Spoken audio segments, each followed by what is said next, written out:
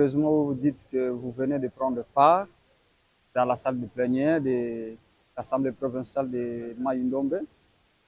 Et je pense que vous avez suivi avec attention les discours des propagandes.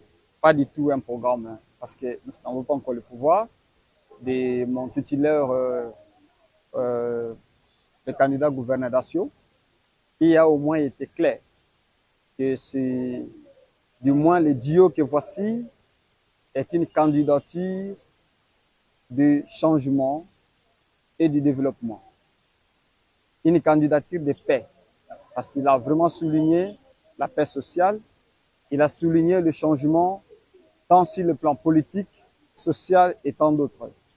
Vous avez aussi suivi avec beaucoup d'attention que notre candidat, et par son duo, est soucieux du développement de la province de Mai-Ndombe, qui en réalité doit passer par l'électrification de la province de Mai-Ndombe.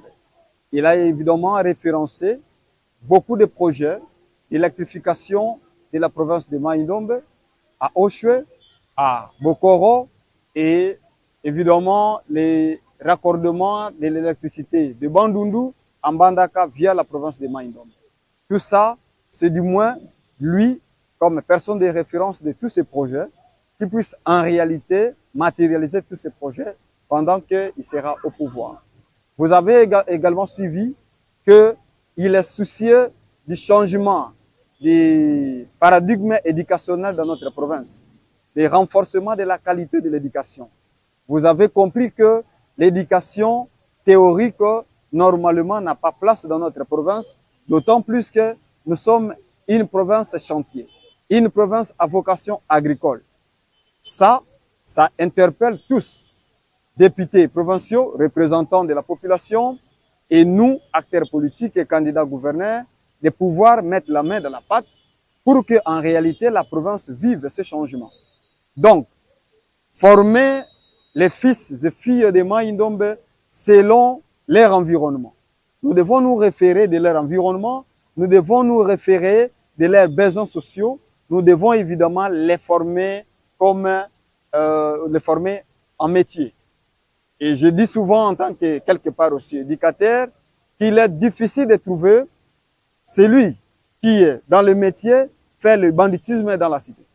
Nous trouvons beaucoup plus de bandits parce que ce sont des théoriciens qui, après leurs études, se retrouvent dans la rue sans emploi. Mais bien plus, si la candidature que voici arrivait au pouvoir, vous ne serez pas étonné de voir que ce sont des gens soucieux du développement de la province de Mai-Ndombe en se mettant à travailler pour le changement de la province de Mai-Ndombe sur le plan éducationnel. Sur le plan, évidemment, administratif, vous avez aussi suivi qu'il y a besoin du changement de la réalité de la fonction publique de la province de Mai-Ndombe. Nous avons une fonction publique qui n'est pas réellement en train de travailler pour le public de la province. Nous avons des services qui sont quasiment inertes. Nous avons des agents de la fonction publique qui n'ont presque pas à faire. Tout ça, c'est dans le souci de changer la province que Honorable Dacio, candidat gouverneur, s'est référencé pour évidemment faire voir les préoccupations majeures de la province, d'autant plus qu'il est déjà représentant d'une partie de la province de Mai-Ndombe. Vous avez aussi suivi, évidemment, avec moi que Excellence Dacio est en train de vouloir ramener le développement de la province de Mai-Ndombe dans l'autocentralisme. C'est-à-dire que le développement de la province de Mai-Ndombe ne doit pas dépendre de l'extérieur. Il a même fait une référence d'un projet de fabrication de boissons dans la cité de Koutou, par exemple, où si cette usine dans le projet se réaliserait, les produits seront issus de Mai-Ndombe, transformés dans les Mai-Ndombe et l'argent circulerait dans la province de Mai-Ndombe. Tout ça, ce sont des éléments indicateurs, évidemment, que les duos de la candidature de l'excellence Dacio travaillent évidemment pour un changement sine qua non de la province de Mai-Ndombe, tant décriée, parce que nous vivons une décennie où nous tournons à rond. Nous ne serons pas pour corriger, mais nous serons pour ramener les choses dans la bonne direction. Ça, au moins, c'est le résumé des préoccupations Bien sûr que ce serait multiple, mais ça c'est le résumé pour que la province de Mai-Ndombe vive les éclats du développement. Oui, bien sûr, nos députés n'ont pas eu à se calmer. Ils ont été motivés par les discours de l'excellence Dacio, comprenant qu'ils sont représentants de la population. Ils sont honorables, honorable Dacio est aussi honorable, tous bénéficient des cris d'alarme de la population. La population leur a fait confiance et attend à ce que le choix judiciaire de celui qui va diriger la province de Mai-Ndombe, le 26 mai, le dimanche que voici, soit porté sur la candidature de l'honorable Dacio. La population connaît. Et la population parle à ce député-là. Ce n'était qu'une interpellation, ce n'était qu'un rappel du discours de l'excellence Dacio.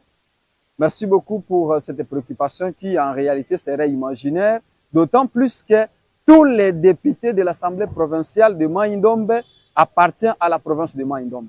D'autant plus que le gouverneur sera élu pour la province de Mai-Ndombe, il fallait rappeler, comme l'a fait Excellence Dacio, à tous les députés qu'ici, ils n'appartiennent pas au parti politique. Ils n'appartiennent pas à un mentor, ils n'appartiennent pas non plus à une autorité morale qui puisse dicter le vote des gouverneurs le 26. En réalité, ils doivent prendre leurs responsabilités selon la confiance qu'ils bénéficient de la population pour qu'ils portent un choix, évidemment judiciaire, comme j'avais dit, à la personne de l'honorable Dacio, pour que tous nous puissions témoigner un changement dans un bref